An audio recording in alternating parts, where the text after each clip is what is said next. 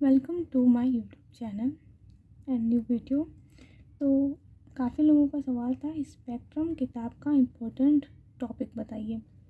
71st BPSC के लिए जो भी प्रिपरेशन कर रहे हैं सबसे पहले उनको मेरा ऑल द बेस्ट कि आप इस प्रिपरेशन की तैयारी। टॉपिक होते हैं जिसके लिए हमें स्पेक्ट्रम पढ़ना पड़ता है, लेकिन स्पेक्ट्रम के सारे चैप्टर्स अध्याय ज़रूरी नहीं होते, ये सभी को पता होगा। तो उस हिसाब से मैं कुछ वीवीआई इम्पोर्टेंट टॉपिक्स बताऊंगी।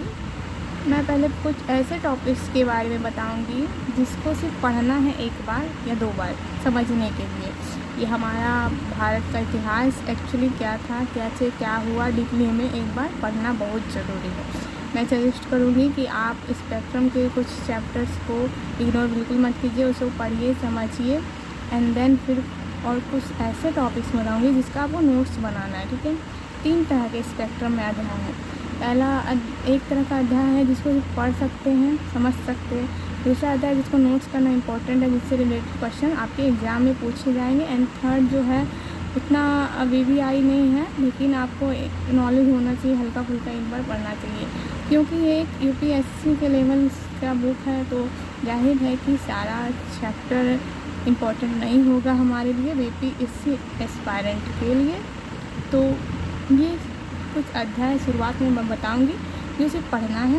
ठीक है, अध्याय पहला आपको पढ़ना है आधुनिक भारतीय इतिहास के स्रोत, ठीक है, कला वगैरह, तो आपको इसमें मिल जाएंगे, आपको पढ़ना है, समझना है। एंड अध्याय 3 भारत में यूरोपीय का आगमन, ये आपको ज़रूर पढ़ना है, किस तरह यूरोपियन आए, भारत में सत्ता का प्रारंभ किया, यहाँ पर कौन कौन से युद्ध किए हैं, आपको पढ़ना ज़रूरी है। ठीक है, अध्याय 4 ये भी आपको पढ़ना है, सिर्फ नोट्स नहीं बनाने, दिमाग में रखना है। हाँ, ये सब पढ़ा है, ये सब भारत में हुआ है।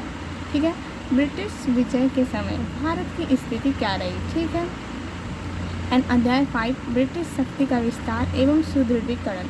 ये 4 चैप्टर है, और भी कुछ चैप्टर मैं बता रही हूँ जिसको सिर्फ पढ़ना है और दिमाग में रखना है, समझना है। मतलब एक बार अभी पढ़िए, फिर 2 महीने बाद भी एक बार पढ़ लीजिएगा, फिर ठीक है, एक बार फाइनल भी पढ़ लीजिएगा मेंस के बाद। ठीक है, नोट्स। तो फिर हम बात करेंगे आगे के अध्याय। अध्याय 6 में जो है 1857 से पूर्व ब्रिटिश साम्राज्य के विरुद्ध जन असंतोष के बारे में दिया हुआ है, जो कि 1857 विद्रोह इम्पोर्टेंट है, लेकिन उसके पूर्व ब्रिटिश साम्राज्य में क्या क्या असंतोष हुए थे वो जानना हमारे लिए ज़रूरी है। इसलिए अध्याय 6 को हम पढ़ेंगे। और देखिए, ये मैं पढ़ने के लिए बोल रही हूँ, लेकिन कोई भी किताब, खास करके हिस्ट्री, पहली बार पढ़िएगा तो समझ में नहीं आएगा, उसे आपको दोबारा पढ़ना पड़ेगा, तभी आपको दिमाग में आएगा। एंड आप तीसरी बार जब पढ़िएगा 10 दिन बाद, 1 महीना बाद, तो आपको एक समझ विकसित होगी आपके दिमाग में। ठीक है, उस अध्याय के प्रति समझ विकसित होगी।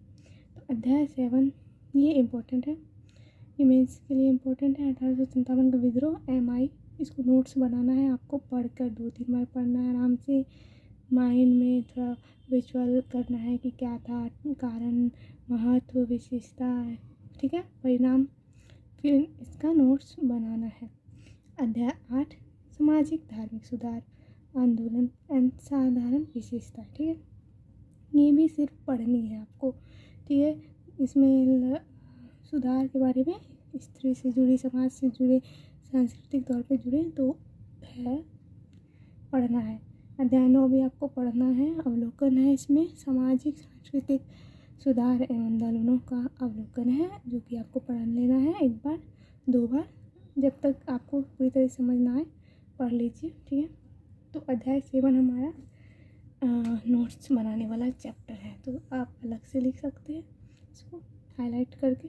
तो फिर हम चलते हैं अध्याय 10, जो कि इकाई 5 में आता है, अध्याय 10। तो इसमें क्या है, भारत के आधुनिक राष्ट्रवाद का प्रारंभ। तो इसमें आपको एक तो है पाश्चात्य शिक्षा से रिलेटेड जो टॉपिक्स है उसको आपको नोट्स बनाने हैं। ठीक है, बाकी अदर चीज़ों को पढ़ना है, समझना है। बाकी पाश्चात्य शिक्षा से रिलेटेड जो टॉपिक है उसको नोट्स बनाना है। पहली बार आप बुक को पढ़िएगा। ठीक है, ये अध्याय जो मैं बता रही हूँ उसको पढ़ना है, ठीक, सिर्फ दूसरी बार में मैं जो VVIP है VVI अध्याय उसको नोट्स बनाना है। अध्याय 11 भारतीय राष्ट्रीय कांग्रेस की स्थापना और उदारवादी चरण। तो भारतीय राष्ट्रीय कांग्रेस की स्थापना पर आपको शॉर्ट नोट्स बनाना है और उदारवादी चरण का भी शॉर्ट नोट बनाना है। मैंने टॉपिक बताया है हिस्ट्री का, तो इसमें उस टॉपिक का जो मिलेगा उदारवादी चरण और कांग्रेस की स्थापना, इस चैप्टर से आपको करना है नोट्स, ठीक है। अध्याय 12 उग्र राष्ट्रवाद का युग। MI है इसमें, स्वदेशी आंदोलन है, माननीय मित्रों 1909 है और एक दो आंदोलन का सफलता और असफलता के बारे में दिया है, तो पढ़ना है और इस दोनों पर बेसिकली नोट्स बनाने हैं। पहले टॉपिक्स को पढ़िए समझिए, फिर एक बार इस किताब के अध्याय को पढ़िए समझिए, फिर नोट्स बनाइए और गूगल की सहायता भी लीजिए।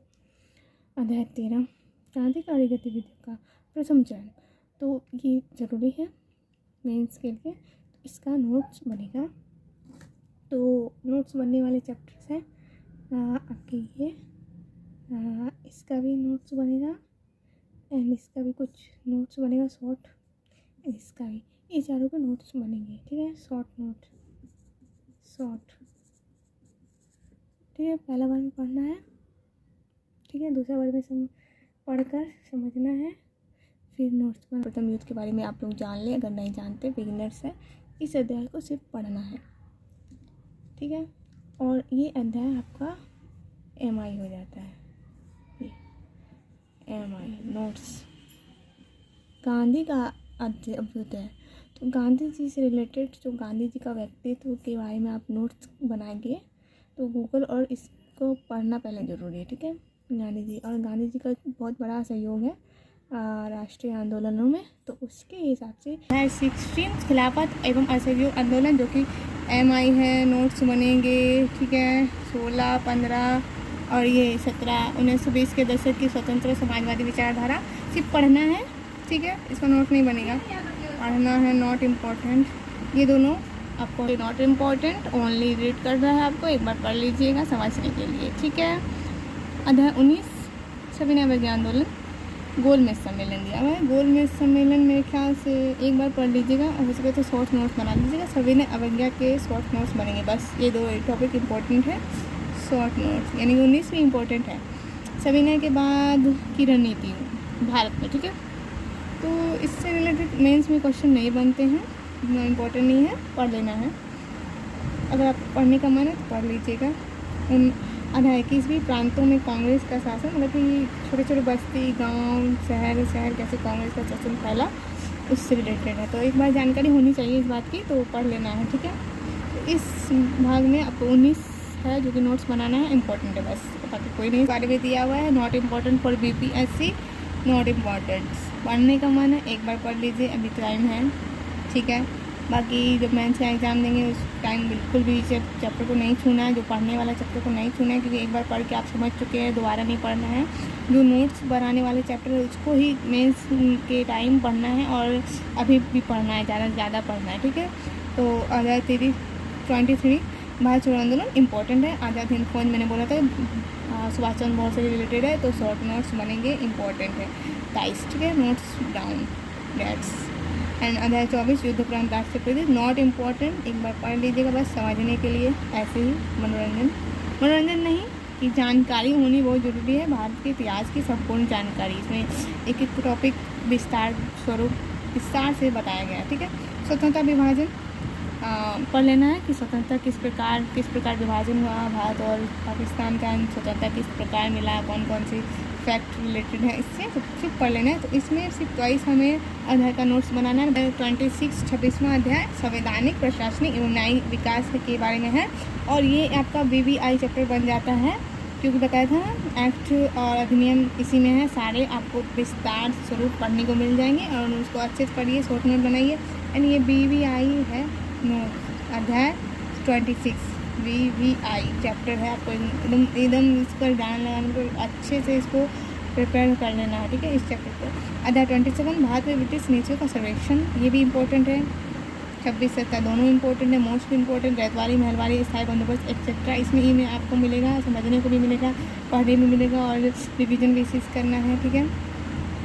तो ये दोनों इम्पोर्टेंट। 28वां आर्थिक प्रवाह है, ब्रिटिश शासन की आर्थिक प्रवाह भारत में, पढ़ सकते हैं, सिर्फ पढ़ना है, 1-2 बार पढ़िए, ज़रूर पढ़िए, ठीक है। अध्याय 29 भारत में प्रेस का विकास। ऐसे तो क्वेश्चन नहीं आते हैं, लेकिन पढ़ लीजिएगा। शॉर्ट नोट्स एक बना लीजिएगा, ठीक है। मैं इसका शॉर्ट नोट्स बनाने बोलूँगी, ठीक है।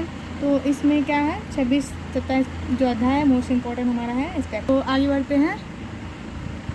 अध्याय 30 बहुत इम्पोर्टेंट चैप्टर, भारत में शिक्षा का विकास जानना जरूरी है, क्योंकि पाश्चात्य शिक्षा के बारे में जो हम मेंस की आंसर राइटिंग करेंगे तो उसमें ये भारत में शिक्षा का विकास मोस्ट इम्पोर्टेंट बन जाता है।